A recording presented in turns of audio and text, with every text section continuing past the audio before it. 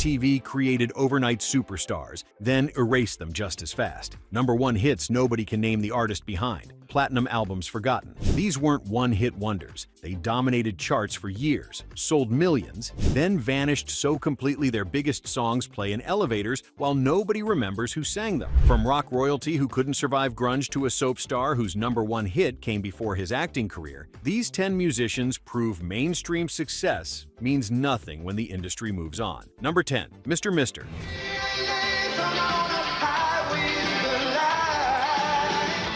Two consecutive #1 singles in 1985 and 1986, a #1 album that went triple platinum in Canada, multiple Grammy nominations. Yet ask anyone under 40 about Mr. Meister and you'll get blank stares. Broken Wings and Kyrie both topped the Billboard Hot 100, making them one of the biggest bands of the mid-80s, with MTV playing their videos in constant rotation during the network's golden era.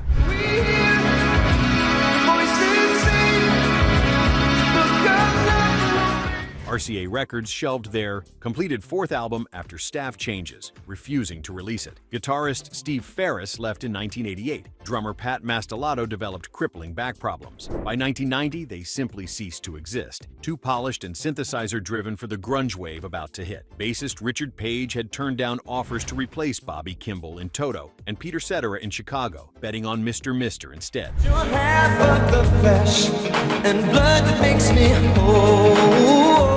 Even Tupac sampling Broken Wings for Until the End of Time couldn't resurrect their name. Today, Mastelotto plays drums for King Crimson, while Page occasionally reunites the band for birthday shows nobody knows are happening. 2 #1 hits and millions in sales, completely erased from music history. Number 9, Taylor Dayne.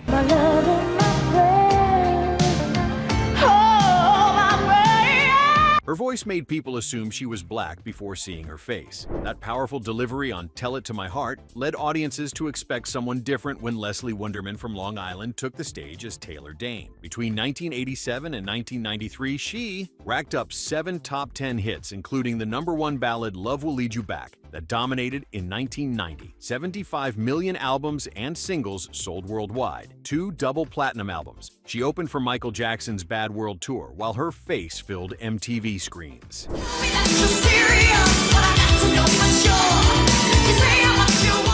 A devastating 4-year gap between her 2nd and 3rd albums killed all momentum. By the time Soul Dancing arrived in 1993, grunge had transformed radio completely. Music had changed dramatically since Taylor Dayne ruled the airwaves in 1988 and 1989. She hasn't had a Billboard Hot 100 entry since.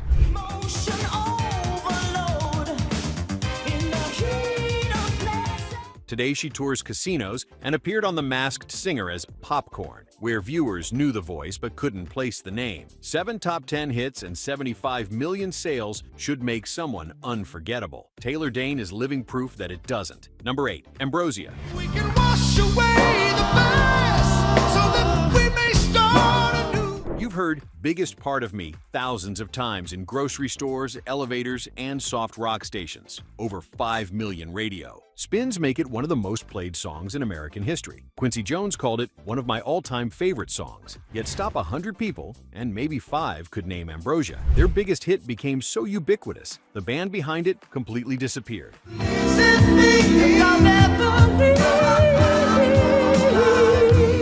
Biggest Part of Me peaked at number 3 in 1980, staying there for 3 weeks while crossing to R&B charts. How Much I Feel also hit number 3 in 1978, going gold. You're the Only Woman topped adult contemporary. All 4 original members played on the first Alan Parsons Project album, and Alan Parsons produced their second. They had legitimate musical credibility alongside commercial success. You're the only woman that I really love.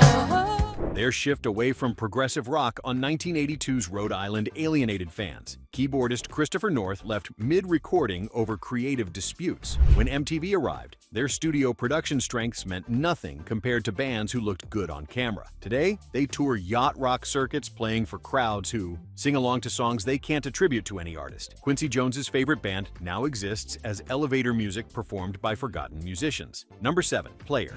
Morning comes, I'm right back where it started again.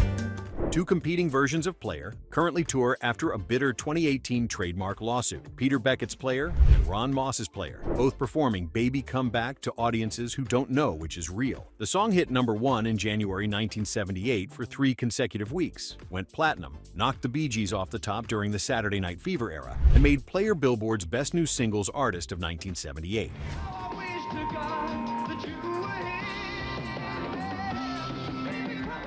After opening for Eric Clapton's Slow Hand Tour, they abandoned their R&B pop formula for harder rock. Beckett admitted, "Instead of sticking with the R&B pop thing, we'd better write some rock and roll songs. Then, we stopped getting hits." J.C. Crowley left for country music. The band imploded by 1982. Baby, come back.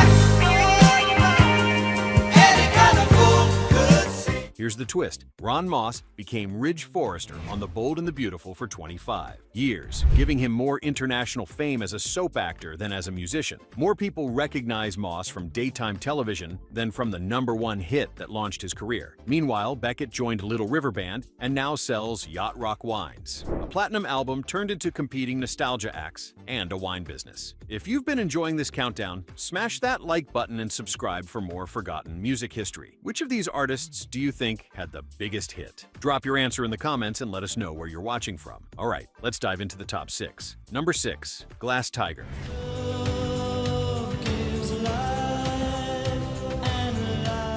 Bryan Adams sang backing vocals on their biggest hit, and even that couldn't keep them in America's memory. Don't Forget Me, When I'm Gone, peaked at #2 in 1986. Produced by Jim Vallance, Bryan Adams' longtime partner, making Glass Tiger MTV fixtures. Someday hit #7. Their debut, The Thin Red Line, went gold in the US and 4 times platinum in Canada, becoming the fastest-selling Canadian debut in history.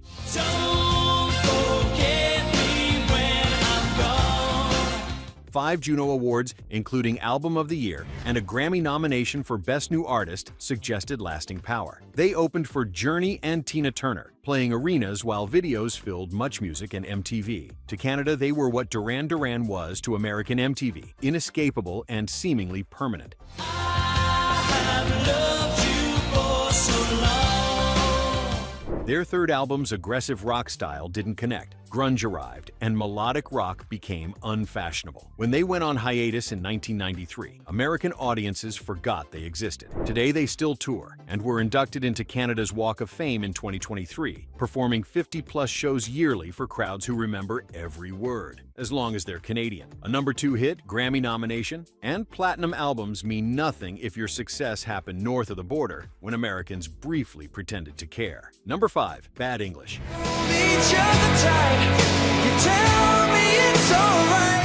When a supergroup featuring Journey members reaches #1, while Journey never did, you'd think history would remember them. Bad English's When I See You Smile topped the Billboard Hot 100 for 2 weeks in November 1989. Written by Diane Warren and performed by John Waite from The Babies, Jonathan Cain and Neil Schon from Journey, plus future Journey drummer Dayne Castronovo. Their debut album went platinum with nearly 2 million copies sold. When I see you smile, see a ray of light. Price of Love hit #5. This was legitimate rock royalty creating massive hits. Internal warfare destroyed everything. Waite called Cain a very difficult person to get on with. He was always leaving early and coming late. Ricky Phillips said, "Everyone forgot what the chemistry was. Everyone was fighting for their ideas." The second album, Backlash, peaked at only #72 in 1991, and the band dissolved before mixing was even complete. They're the only group on this list that never reunited, the animosity too deep to overcome. House is not a home without you. It takes 2 hearts to share. Waite later admitted, "When I See You Smile was not what we should have been doing," dismissing their own #1 hit as a creative mistake. Today, Schon and Cain remain with Journey while Waite continues a solo career, all pretending Bad English never happened. A #1 single from Journey's guitarist and keyboardist should be legendary. Instead, it's a footnote they'd rather forget. Proof that internal drama can erase platinum success faster than changing musical trends ever could. Number 4, Cutting Crew.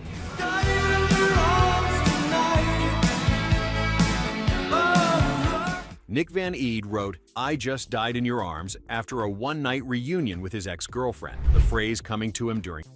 and connecting to the French euphemism La Petite Mort. That uncomfortable origin story produced Virgin Records' first ever #1 single in the United States, topping charts in 16 countries in May 1987 and earning a Grammy nomination for Best New Artist. I've Been in Love Before hit number 9. MTV played their videos constantly while the debut album went platinum.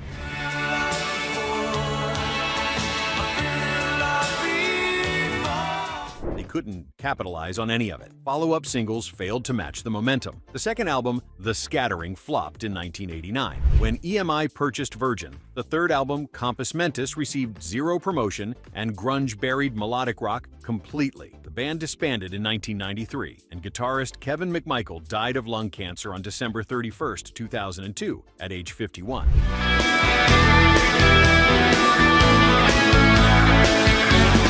What nobody mentions is that McMichael became Robert Plant's guitarist after Cutting Crew, with Plant telling him, "Never leave me," after his audition. Today, Nick Van Ede tours as Cutting Crew with new lineups, while the song appears in Stranger Things, Grand Theft Auto, and Hot Tub Time Machine. Virgin's breakthrough American hit reduced to nostalgic soundtrack placement, remembered as a punchline about awkward metaphors rather than the band that recorded it. Number 3, Firefall.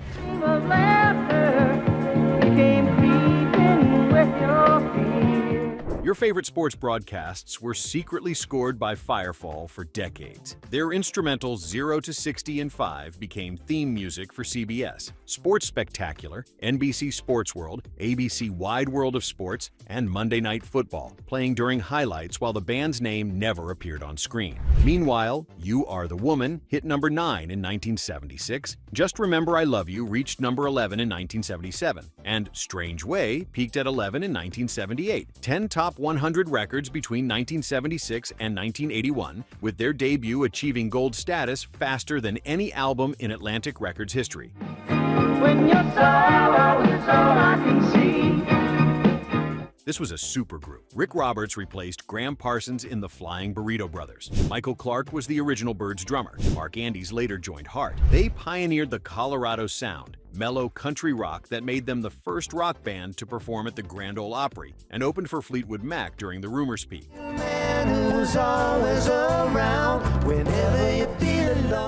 Management conflicts and Rick Roberts' health issues caused multiple departures, while critics noted they had only one direction, folk rock easiness with limited range. Today, founding member Jock Bartley still tours yacht rock circuits, admitting, "You Are the Woman has kept me working for 40 years. The band that soundtracked American sports and countless weddings exists now as background music nobody can identify, their supergroup credentials forgotten while their instrumental played during every football highlight reel for decades. Number 2, Nelson. Can't live without your love and affection. I can't face another. Matthew and Gunnar Nelson hold a Guinness World Record as the only American family with #1 hits across 3 successive generations, following grandfather Ozzie Nelson and father Ricky Nelson into music history. Can't Live Without Your Love and Affection topped the Billboard Hot 100 in September 1990, while their debut, After the Rain, went double platinum with 3 million copies sold. After the Rain hit number 6, More Than Ever reached 14. The blonde twins with flowing hair became MTV fixtures, the first unsigned band to perform on Saturday Night Live. Stop. The only thing he ever gave you was a broken heart. Matthew developed the guitar riff while looking at a Cindy Crawford photo in Vogue. Their label Geffen signed Nirvana in April 1991, the month after Nelson's second single peaked. MTV decided that they were going to do either grunge or hip-hop, and anybody that wasn't a part of that Seattle or New York thing was done. Geffen rejected their darker follow-up concept album, forcing safer material that received minimal promotion. I learned my lesson well. You see, you can't please everyone. Their father, Ricky Nelson, died in a 1985 plane crash when the twins were 18, leaving them in financial difficulties. Before getting signed, they bussed at hotel elevators during radio conventions just to get noticed. Today, they tour as both Nelson and Ricky Nelson Remembered, recently appearing in Peacemaker Season 2. Rock royalty with a Guinness record and 3 million albums sold, completely erased by grunge within 18 months of their breakthrough. The poster children for being in the wrong place when the music industry decided to burn everything down. Number 1, Andrew Gold.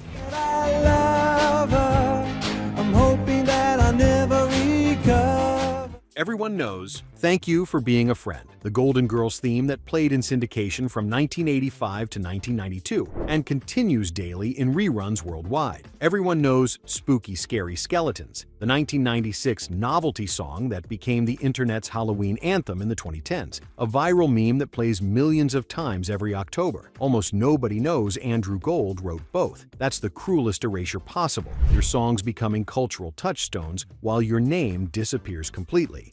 To find all the love we had lost in that earlier time. Gold's Lonely Boy hit number 7 in 1977. Thank You for Being a Friend reached only 25 in 1978, a moderate hit that achieved immortality 7 years later when Cynthia Fee sang it for the Golden Girls. He never stopped working, playing sessions on Linda Ronstadt's breakthrough albums including the #1 You're No Good, co-writing Winona Judd's #1 I Saw the Light, producing Art Garfunkel's #1 UK hit I Only Have Eyes for You, and performing the Mad About You theme for 7 seasons. I love her. I'm hoping that I'll never recover. Andrew Gold died of a heart attack on June 3, 2011, at age 59. His mother, Marnie Nixon, ghost sang for Natalie Wood in West Side Story and Audrey Hepburn in My Fair Fare. His father, Ernest Gold, won an Oscar for composing Exodus, Hollywood royalty who created 2 songs that will outlive everyone reading this. Yet he died largely unknown outside session musician circles. Spooky Scary Skeletons went viral 3 years after his death. Millions celebrate Halloween with his music while having no idea who made it. That's not just being forgotten, that's being erased while your work becomes immortal.